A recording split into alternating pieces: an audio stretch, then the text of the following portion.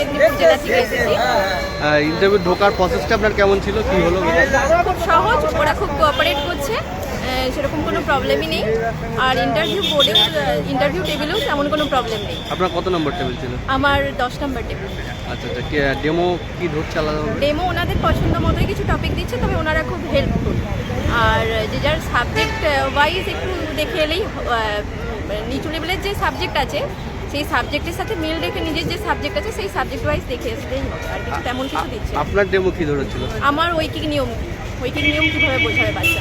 আচ্ছা, এছাড়া আর অন্য ডেমো? না, আর কিছু ডেমো দিতে বলেনি, তবে আমাকে যেহেতু আমার সাবজেক্ট ফিজিক্স, তো ফিজিক্স থেকে কয়েকটা কোশ্চেন করেছিল যে মুক্তিবেগ কীভাবে বোঝাবেন বাচ্চাদের, বা নিউটনের থার্ড ল কীভাবে বোঝাবেন বাচ্চাদের, এই আর কি এইরকম টাইপের। আর বনফুল কাজ ছদ্মনাম, প্রাক প্রাথমিকে কী বই আছে, আর সূর্যমুখী ফুল ফুটে গেল, এইসবই ধরেছে। এই ছিল, আর কিছু না।